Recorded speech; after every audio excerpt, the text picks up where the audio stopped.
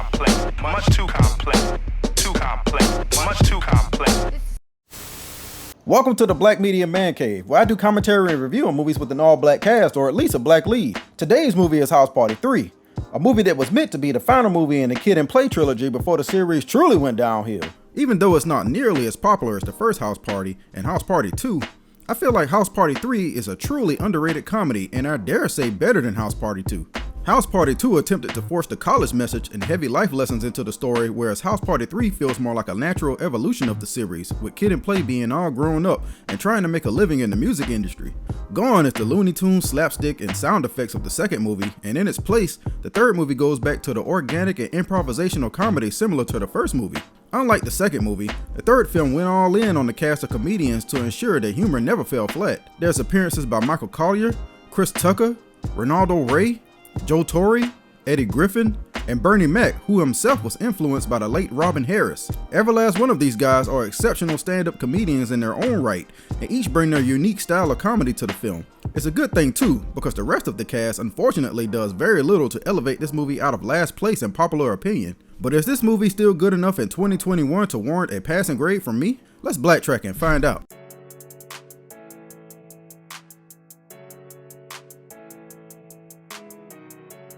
The movie begins as all House Party movies begin, with a dream sequence, and I think you all know by now that these things never end well for Kid. I think this one might be the most out of context dream sequence in all the film, since we haven't even been introduced to this girl Kid is walking down the aisle with, and why are all these half-naked women clamoring for him?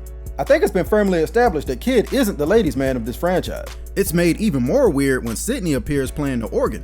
Kid, wake your ass up and give us some answers. Out of nowhere, Kid has a new girl, and not just a girlfriend, but a whole fiance. Her name is Vita, and she's played by Angela Means, who will go on to play Felicia in the first Friday movie. I have to say, she delivers one of the most wooden performances in this movie, and she might as well be holding the script in her hands with the way she says her lines. Hey, how about a nice big juicy good morning kiss? Not with that good morning breath. Kid just got new everything on us. New hairstyle, new girl, even new friends that we've never heard of in the form of this guy Stanky, who isn't even a little bit of a subtle replacement for Bilal. The dude is short, obnoxious, and they even call him Stinky because of his breath. They even dress the same. The only difference is that he's played his cousin instead of his friend. Stanky is played by David Edwards, and every time I see dude, all I can think about is that he was the first black guy and possibly the first person period to be put off MTV's Real World TV show. Yeah, he's also the Boo This Man guy from Half Baked, but some people are only really remembered for one thing, and I only remember him from the real world. The only thing that's consistent in these movies is that Play is always going to be a shady Negro.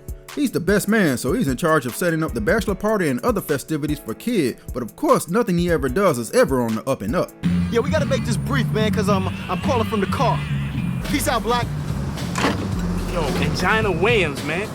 Never change, Play. One thing House Party 3 does a lot of is introduce us to a lot of other family members that we never heard of in the previous films. It's already established that Stanky is Play's cousin, but we also get introduced to three of Kid's cousins when Play picks them up from the airport. The cousins are played by the rap turned R&B group Immature, the first incarnation with what everybody growing up used to call a little Asian kid. But dude is clearly Hispanic, especially with a name like Half Pint Dos Santos. Dos Santos left the group early on because his parents wanted him to get an education instead of being famous. He was replaced by LDB and the rest is history. It's kind of funny how the movie just wants us to casually accept how criminal they are. They commit fraud fresh off the plane, and it's definitely not the last crime they'll do in this movie. Do you know what you three punks just did is against the law, man? You know what they do to little boys in the big house? Make little girls out of them. That's right. Well, they already look like girls, so they're halfway there. Crazy how we just accepted this dude and his dookie braids. In case it's not obvious by now, this movie no longer takes place in No Name Everywhere USA, or wherever the first two movies were supposed to take place. It's firmly a West Coast movie since this is the middle of the G-Funk era and post Boys in the Hood, when every black film felt like they had to take place in California. Apparently, Kid's entire family lives on the West Coast because he takes his cousins to his crazy and senile Aunt Lucy's house. He says Immature is her brother Petey's grandkids, and there's even another brother who's going to show up later in the movie. With all these aunts and uncles, it's made even weirder now that Kid didn't just go stay with one of them when his dad died. But make no mistake about it, people. Definitely check your logic at the door when it comes to this movie. Aunt Lucy is played by veteran TV actress Katie Lester, and her performance as a crazy old lady doesn't get nearly enough recognition as I think it deserves when this movie is talked about. She has some of the best one-liners in the movie, and it's pretty obvious she's a professional by how effortless she delivers her lines. Now Vita said you could have something to eat. She didn't say go and eat up all that Chinese food. There was fried chicken at Lucy. Hush your mouth. Chinese people don't eat fried chicken. While researching this movie, I even learned that she was a singer and had a hit song called Love Letters back in 1962. I'm glad she was written into this because she definitely holds her own with the other comedians. If you think Play had the money to pay for all this wedding stuff, then you don't know Play like I know Play. Yo, kid, I'm telling you right now, man, we're gonna sell sex as a weapon to Showboat. Wait a minute, we haven't even signed him yet. Come on, kid, you know I got the skills, man. We gonna get the girls to sign. We gonna sell them to Showboat, man. It's the American way. Selling what you don't own, man. I do it all the time. Nah, I believe that's a Ponzi scheme. Play is a bold motherfucker to attempt to defraud this dude Showboat, seeing as he's surrounded by a gaggle of muscle-bound female bodyguards and even a vicious dog. But when has that ever stopped him before? Showboat is played by Michael Collier, who did a lot of Def Jam and Comic View stand-up comedy in the 90s and was always hilarious from what I remember. That doesn't change in this movie, as nearly everything that comes out of his mouth is funny just from delivery alone. Play convinces Showboat to give him some money in exchange for convincing a group called Sex as a Weapon to tour with Showboat's company, but not without a warning. Whatever you do, you can talk about my mama, steal my car, take my jewelry, but don't mess with my money. I'll give you one guess how the meeting with Sex as a Weapon goes. The group is played by TLC, who are dressed pretty conservatively in this movie compared to how they usually dressed around this era. It's like they switched wardrobes with Immature or found out they were going to be in this movie last minute and decided to come as they were. The girls are actually kind of interested in Kid N Play's proposal at first, until they see the cities that Showboat has booked for the tour. Bug Tussle, Oklahoma. Stand Back, Alabama. Keep running, Mississippi. It's no wonder he called it the Chitlin Circuit with those locations. The group decides to sign with Cold Blood Management instead, and with a name like that, what can go wrong? You know what's really missed in this movie? Full Force gang shenanigans. Full Force sadly didn't return for this movie, so instead we get these ex-cons who run a catering business. The lead ex-con is AJ Johnson, and wait, is this supposed to be the same dude with the Jerry curls in the first movie, or is this a different character altogether? The movie doesn't make it clear, but I'm gonna go ahead and say it's the same guy, because with the animosity they show towards Kid N Play for no reason, there has to be some history. Maybe he's still mad that Play kicked everybody out of the party all those years ago. Or maybe he's still mad that Kid's dad talked about him and his Jerry curl so bad. The ex-cons are funny in this movie, no doubt, but it's just something missing without Full Force. I bet this dude's name is Hector in this movie. It's always Hector with this dude. I would get on Play for being cheap on the catering, but at least he's supporting black businesses, so there's that. We all have that one loud uncle, but do you have an uncle who's loud and also funny like Uncle Vester here? He's in town for the wedding, but really, he's just here to steal the show from everybody in this movie, kinda like how he did with the Kings of Comedy. Unlike Robin Harris, Uncle Vester, who is played by Bernie Mac, doesn't just incorporate jokes from his stand-up into the movie. He seems to have written his own jokes for the movie, and I'm grateful for it because I'm in tears every time I watch him in this movie. He's just here to have fun, and he's not to be taken seriously. I dare say he helped save the film from mediocrity. I can see why Kid N Play are so eager to get better acts because the ones they are working with now aren't going to cut it. They have a decent group called Ross Posse, but then they also have a not so decent act in these three blind rappers here. It sucks that we don't get to see their act because I can only imagine. One of the blind guys is played by Roy Fegan, who played Simon, the Golden Lord leader in Meteor Man. This is the only bit of slapstick in this movie, but you know what? I think I would have preferred these guys pursuing Kid N Play rather than the ex-con caterer. It's clear that rap managing, promoting, or whatever it is that Kid N Play are into isn't going too well, and Kid is starting to reevaluate his life. Vita's parents have been stressing me, man. Stressing me about getting a real... Oh, don't say that, man. Don't say the J word. Don't say the J word, man. I'ma say it. Job. All they included this scene because it reminded me of when this movie used to come on TBS and TNT back in the day, and they would substitute the profanity with goofy words that absolutely didn't fit. Job, mud brother. Job, mud scruncher. Job, Mickey Ficky. Immature get their scam check in the mail, and it gives them the idea that they should throw their own party to compete with Kid's more subdued bachelor party. All they need is a way to cash the check, and what luck. Johnny Booze, the pimp who is providing the stripper for Kid's bachelor party, just happens to show up looking for Kid N Play. Immature give him a little misdirection and tell him that the party is going to be at this house instead of the hotel, and that he could get paid right now if he can cash the check. Alright, ooh, shit. Alright, here we go. Right here. What, same time, bro. I don't know you, man. Same time. I don't know you. He didn't even count it out. How does he even know it's the right amount? Johnny Booze is played by Chris Tucker, and his effortless comedy is on full display a whole year before the movie Friday. I'm sure you noticed by now that there's barely a mention of Sydney outside of that dream sequence from the beginning, and Vita and her homegirl Janelle, played by Candy Alexander, like it just like that since for some reason, they both kind of think Kid has a thing for her. The real reason Tisha Campbell is barely in this movie, I'm sure, is because the movie came out 1 year after she started on Martin, and there was a filming conflict. I hate how they never even bothered to explain why Sydney and Kid broke up, And I bet Vita hates how Sydney just appears in her store like Candyman at the mention of her name. Vita? Girl, you look like you just saw a ghost. I did. Was that a light-skin joke? She's not dead or anything.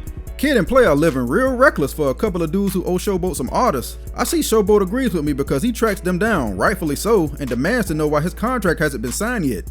I can kinda see why Showboat gets played though with this half-hearted attempt at chasing down Kid and Play. I mean, let the dog go if you really want him. But what's with this "he's not gonna bite, he just wanna sniff you" routine? It's time for Kid to have dinner with Vita's parents, and somehow this dude always ends up with a girl with rich parents. Makes it that much harder to impress them if you ask me. Should have chose Shireen in the first movie, then you wouldn't have this problem. Then if it wasn't hard enough, he bought a senile aunt and no filter having uncle along because I guess he needed a challenge?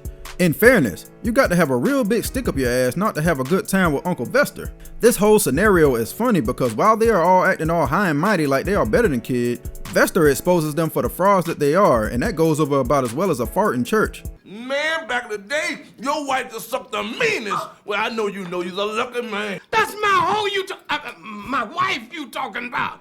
This scene needed more back and forth from Bernie Mac and Ronaldo Ray. So far, this movie is like a Def Jam / Comic View showcase, and I'm here for it. Eventually, Vita's dad has had enough, and he lets his street side come all the way out. God damn, I better get some respect from you motherfuckers now. I mean, Kid and Play both out here acting like Showboat is not actively trying to murder them and don't keep their head on a swivel. It's because of this total disregard for safety that they are both taken hostage by Showboat and his brolic bodyguards. Showboat is a sensible man though, and he gives them somewhat of an extension to get those contracts signed. He only wants them to try a special dish that he's been trying to perfect. I like you to check out one of these TJ hors d'oeuvres. Oh, that's a toe jam cracker. Man, no! I'm sorry, you cannot tell me that this movie isn't funnier than House Party 2. Kid and Play just can't win because everybody is coming to collect all at once, it seems. The butchers want their money and hold them up at Cleaver Point until they cough it up. Play is just so unbothered at this point, he's looking like, just kill me now and get it over with, damn. Since they don't have the money, the ex-cons threaten to take Stanky's shoes. Be down, man. Yo, punk, since you don't know, we taking these Adidas as partial payment till you find out, you understand? You know, for years, I thought this dude was just calling the shoes Adidas to be funny. And I used to say it all the time just to be silly, until I realized that was actually the correct way to say the name of the shoes. House Party 3, educating you without you even knowing. You notice how every public servant in this movie is a female? Boy, Showboat don't play about his money. He's tracking down Kid and Play exactly 24 hours later, but doesn't know where the bachelor party is. So he's going to every single location they frequent until he finds them. First is Aunt Lucy's house. Immature tells them that he's at the Motel 6 as a deflection. Which Motel 6? There's 29 of them. He probably went to the one on Washington. You know they give complimentary 40 ounces. This man really knows his hotels. They definitely are at a Motel 6, but I have a feeling a party at a Motel 6 would have been better than whatever this is that Stanky put together. They should have known better. Dude already admitted to being into older, thicker women, so what did you think was gonna happen? I actually like that the party turned out whack. I think it shows that Kid and Play are older and adults now, and that they just don't have what it takes or the motivation to throw a party like they used to. It's a nice touch to me.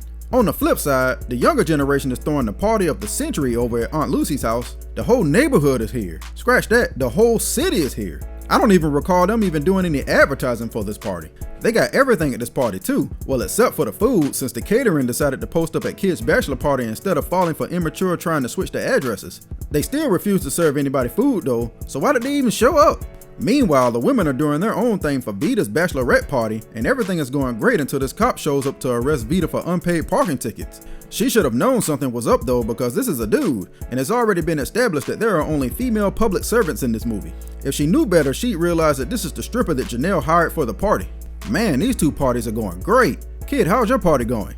Here it is, guys. Badass. Woo! That ain't that ass. Just like them punk ass and shit. If this was my bachelor party, I would just leave. Y'all can have it. Somebody had one job, and that was to bring the porn tape to the party, but somehow it got switched with the Teenage Mutant Ninja Turtles movie. I wonder who got the porn.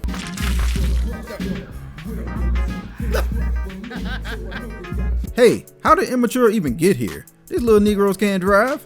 They pay the ex-cons to get them to Lucy's house, and that's yet another black eye on the bachelor party. But it can't get any worse than that, can it?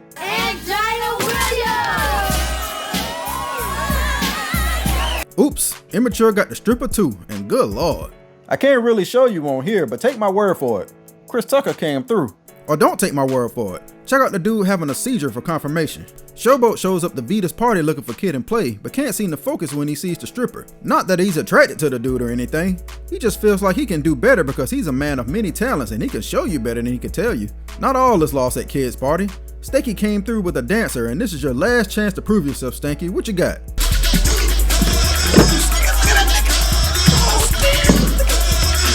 Just throw the whole party away. Kid has finally had enough and does what he should have done 15 minutes into the party. While he's getting a breather, he gets bitten by the coincidence bug that's going around in this movie. Sydney? Kid?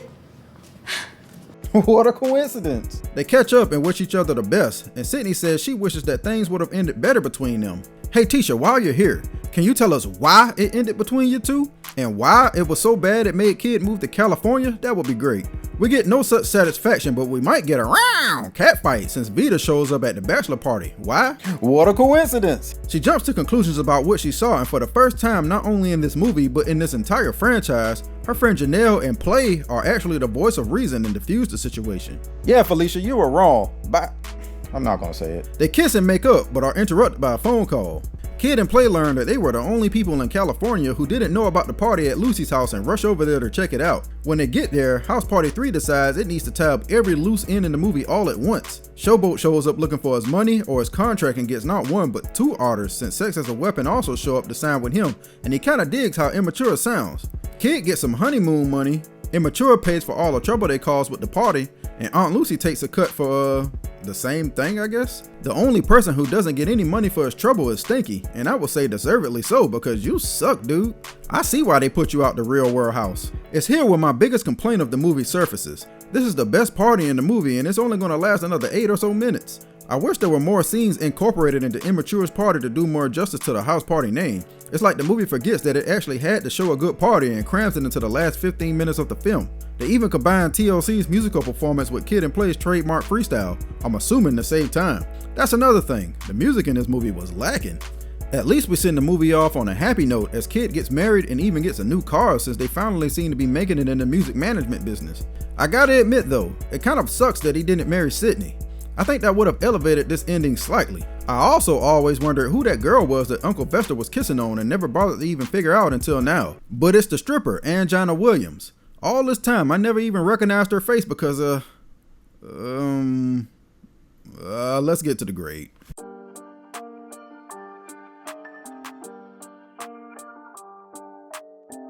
I think House Party 3 gets a bad rap, and I can see how some people may not like the direction it took the series in, but I always thoroughly enjoyed it every time I watched it. Unlike House Party 2, which tried to mimic the original as much as possible and was light on actual humor, House Party 3 goes out of its way to try to do everything different and forge its own path. That includes the removal of some fan favorite characters, but in its place, we get an all-star cast of hilarious comedians who deliver actual comedy and jokes without relying on physical slapstick comedy. To this day, I still recite lines from this movie randomly, even more so than I do for the first movie. Sure, it would never compare to the first movie because the overall narrative is weak at best, and not only is the music mediocre, but there's barely a party in the movie at all. I think it's best to think of House Party 3 not as a house party movie, but as a comedy movie in the same vein as Friday and other comedy movies during this era, that just happens to carry the house party name.